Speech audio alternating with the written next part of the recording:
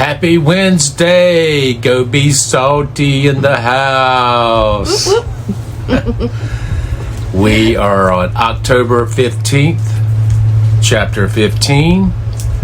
A lot of good nuggets again, but I chose a verse that kind of just expands out, and you'll see what I mean. The eyes of the Lord are in every place, keeping watch upon the evil and the good. Mm-hmm. And in the spiritual realm, God sees all.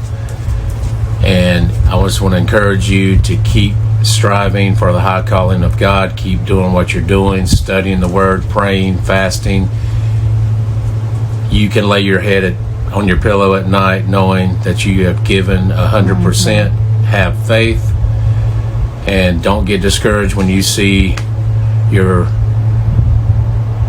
co-workers or anybody that you know in your life seems to get everything they want. Mm-hmm. Everything's going great. They have all the good times, the friends. But just because we're Christians don't mean we cannot have fun, because we do, don't we? Yeah, we do. And I've been on both sides. I've been in the party scene, when I was young, having a great time. But where are those people now? A lot of them never got out of it. They're still stuck. Mm-hmm. And a lot of them took it too far and just never lived up to the potential. Mm-hmm. And that is in the spiritual walk and the physical. Mm-hmm. So let's keep plugging away. You're going to feel good, and everything is just going to give you peace. Everybody wants the peace. And only the Lord can provide peace and fulfillment, mm-hmm. and fill the void in your heart. Yeah. So just remember, He sees everything. Yes, He does. The good, Brittni? The good and the bad. Okay, my verse. Well, I have more than one, but we're going to begin with Proverbs 15:15, which, by the way, we're about halfway. We're halfway, almost exactly halfway there on the month. So good. That's pretty cool. So 15:15. All the days of the desponding and afflicted are made evil by anxious thoughts and forebodings. But he who has a glad heart has a continual feast, regardless of circumstances. And there's a similar verse in the same chapter, verse 30. The light in the eyes of him whose heart is joyful rejoices the hearts of others, and good news nourishes the bones. So what this says to me is, when we get all up in our feels, right, we're despondent and we're afflicted because of fear and anxiety. Mm-hmm. So, foreboding means fear that something bad will happen. And despondent actually says become dejected and lose confidence. So when we lose confidence in our Lord and our trust in Him is shaky, and we're all of a sudden feeling anxiety, this is actually, it says it's the days are made evil by that. So as Christians, we want to walk in the light.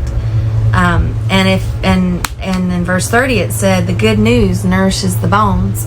So not only is it good for your health, but think about this: as Christians, we're supposed to be sharing the good news of the gospel. So if we're tied up in anxiety and fear, we're not sharing. Well, Isaiah 32:6 says it so well. It says, "For the fool speaks folly, and his mind plans iniquity, practicing profane ungodliness and speaking error concerning the Lord." Well, that speaking error concerning the Lord, I believe, comes out of that fear and anxiety. Like we'll say, doesn't God hear my prayers? God's forsaken me. Or this can never work out. Or things always go bad for me. When the Bible tells us that He works all things together for good for those who love the Lord and are called according to His purpose. So those would be things that we would speak in error against the Lord, I think. Mm-hmm. And it says, leaving the craving of the hungry unsatisfied and causing the drink of the thirsty to fail. So we can't even be that bread or that drink of water, mm-hmm. that sinner or that person that doesn't know the Lord. They can't eat and drink if we have nothing to feed them. We have nothing to offer them if we're all up in our evil day over here in our feelings. we can't even fulfill our mission as Christians because we're not walking in the confidence and trust of our Lord. That's very good. I want to say, when you're like what I was talking about, trying to do right and everything like that, you don't have near as much anxiety or feeling depressed, down. You just feel your well-being is so much better living in the light than in the darkness. Yeah, you're at peace. You're at peace. And then this says, when you have a glad heart, it's a continual feast. Right. So it's constant celebration of, not that you're being fake and you don't recognize your circumstance or whatever, but it says a continual feast regardless of circumstances. Very we can nice. we can have joy, the joy of the Lord inside, even if and it's things so aren't much great better on than the a outside. joy of getting a new car, because that fades away after a while. When that payment comes due. Ooh. Anyway, I hope you guys got something out of this. Leave your favorite verse, what you got out of chapter 15, and we'll see you on Thursday. Don't forget to like, share, and comment. There you go. And go be salty.